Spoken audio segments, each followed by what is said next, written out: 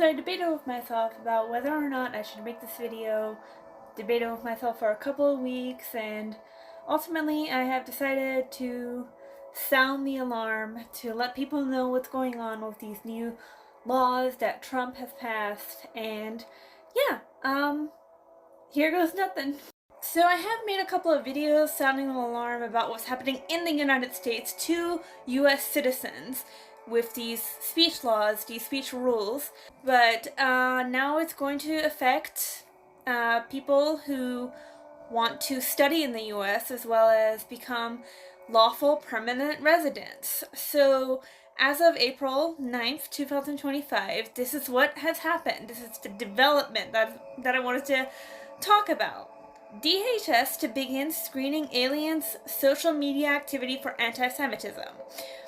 Washington, today, U.S. Citizenship and Immigration Services will begin considering aliens' anti-Semitic activity on social media and the physical harassment of Jewish individuals as grounds for denying immigration benefit requests.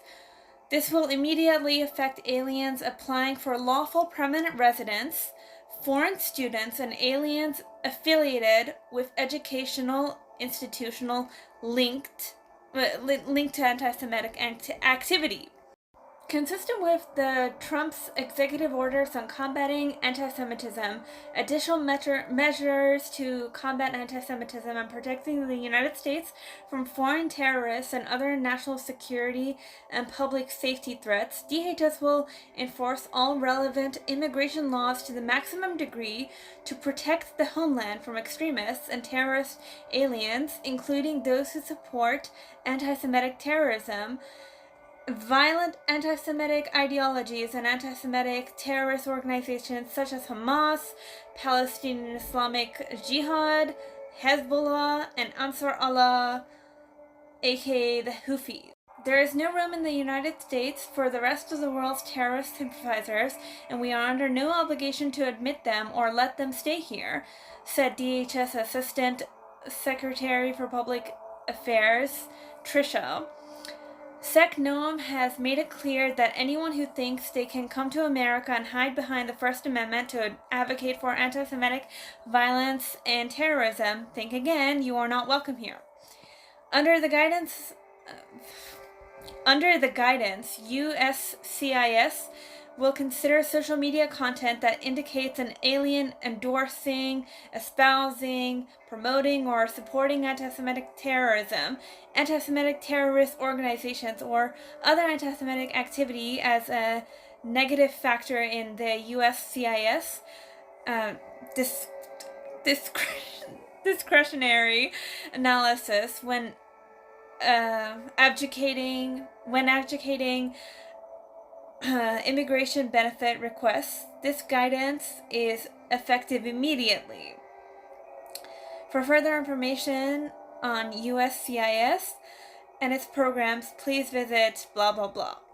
I mean, this is kind of bizarre in a quote-unquote white Christian nation, which the US, unfortunately, is rapidly declining from its roots, and that's very sad to see. But to just like make these very special, very particular laws to protect less than 5% of the fucking population. Yeah, I mean, it's kind of bizarre, but I kind of get it at the same time, but I kind of don't when you actually look into these laws. And yes, you can say that it's from the angle of wanting to not become like the UK, and that's completely valid. I fucking agree. Like, I think that there is a serious problem with Muslim extremism. I think that they're on a conquest, and I have said it in tweets many times. Fuck Hamas. Fuck Islam, fuck Allah. I don't give a fuck about any of that shit. You know, that's why we fled Iran, because the Islamic people would not stop fucking terrorizing us after the regime change.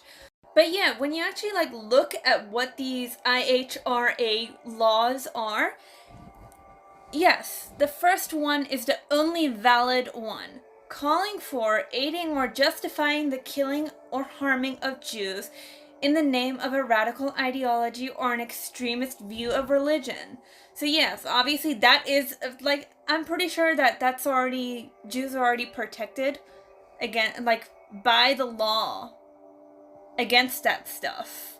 And I agree with it. I don't advocate for anyone to be harmed. I don't even, I don't even like Palestinian children being blown up. I don't like Israeli children being, I don't like violence at all. I have an adverse reaction to violence. I don't even like animals. That's why I'm vegan. I don't even like animals being harmed. But the problem begins with all of the other things that are in these IHRA rules. Making mendacious, dehumanizing, demonizing, or stereotypical allegations about Jews as such, or the power of Jews as collective, such as, especially but not exclusively, the myth about a world Jewish conspiracy or of Jews controlling the media, economy, government, or other societal institutions. I mean, irony, right? Number 3. Accusing Jews as a people of being responsible for real or imagined wrongdoing committed by a single Jewish person or group, or even for acts committed by non-Jews. Number 4. Denying in fact, scope, mechanisms, e.g. gas chambers, or intentionality of the genocide of the Jewish people at the hands of National Socialist Germany and its supporters and accomplices during World War II, the Holocaust, the Jewish Holocaust. Number 5. Accusing the Jews as a people or Israel as a state of inventing or exaggerating the Jewish Holocaust. 6. Accusing Jewish citizens of being more loyal to Israel or to the alleged priorities of Jews worldwide than to the interests of their own nations. Denying the Jewish people their right to self-determination, e.g. by claiming that the existence of a state of Israel is a racist endeavor. Applying double standards by requiring of it a behavior not expected or demanded of any other democratic nation. Using symbols and images associated with classic antisemitism, e.g. claims of Jews killing Jesus or blood libel, to characterize Israel or Israelis, so that could technically make Christianity illegal, because there are some people who believe that.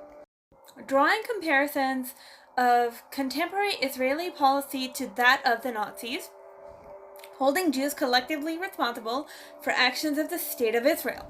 So I will just repeat this just in case you guys forgot, but the first one is the only real valid one that makes any sense. But all of the other ones, they are just, making mendacious, demonizing claims, allegations.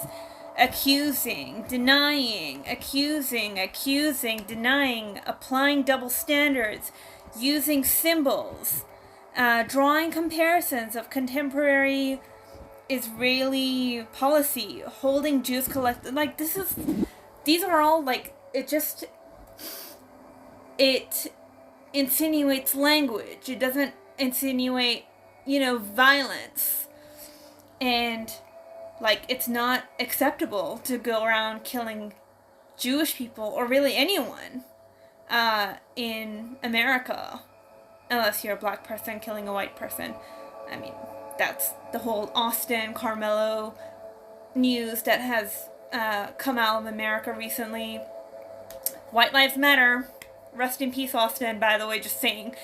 But, yeah, I just wanted to close it off with how, anyone who's watching this, I have a question for you. In what way could these rules, other than the first one, create some kind of violence, physical, real violence toward Jews? That's the question I have for you, viewer. And the other question that I have for you, viewer, is, are these laws going to help protect Jews even more?